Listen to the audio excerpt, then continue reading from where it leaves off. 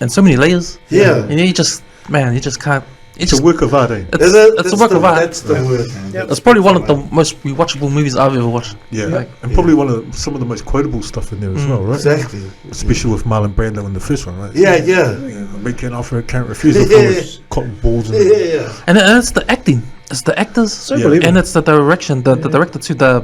It's the lighting. It's everything. De Niro and Pacino. Yeah. The best scene that they've ever done, in my opinion, was in Heat. Yes. In the cafeteria. Yeah. Just such a simple scene, but so effective, man. Yeah. I have a flip side to that. It's like, wow. This is. Just the power, and you can just feel the. Hey, they're on both different sides of the law, right? Yeah. And yet they have that mutual respect. It's like you really want De Niro to make it to New Zealand, you know. was it in New Zealand? Yeah. I can't make it. We're in lockdown. Oh man, that's good movie. Escape with Amy, Let's write that one down for the pub quiz. Yeah. That's a good one. Even when you watch that movie again, you want them to drive off, still That's drive. what, Yeah. They need an alternative ending just to make us happy. Don't worry about that guy. Just let him live. Don't worry about it. Come on, I'll just let the man go, man. But how iconic is that first bank robbery when they hit the hockey mask? Yeah. They look so bad, man. They look so cool. And then that scene where they just robbed the bank and the cops come.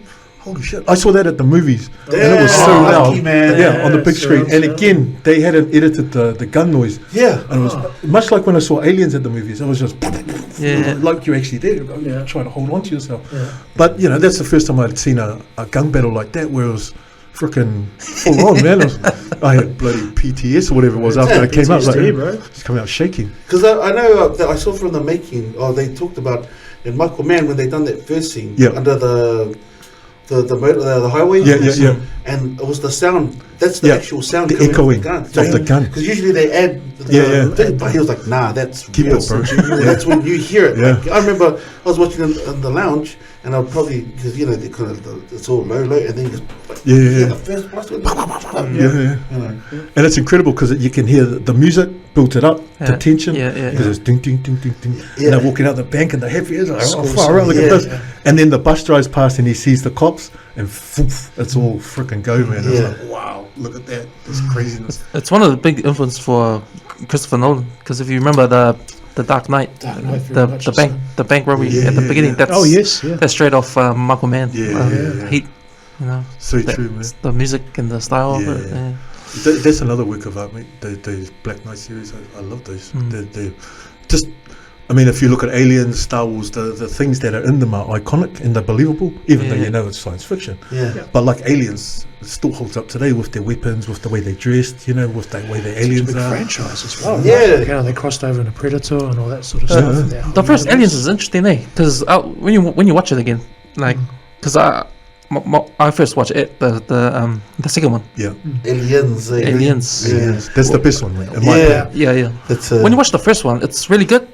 And you don't even know who the hero is until the end. When Sigourney Weaver's the last one. That's right, bro. And so she's the hero. You figure it's the other guy. You figure it's a number of people.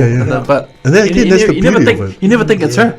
But because she's the last survivor, she's the one that has to fight the alien. Oh, she's the one. When the alien came out, Ridley Scott didn't tell them that that's what was going to happen.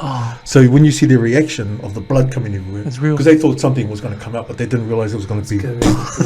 Instead of it, there was actual stuff. The girl that had the blood on her and you see it fall away, she vomited or something. It was so horrific for them, but he was like, yep, we'll keep that.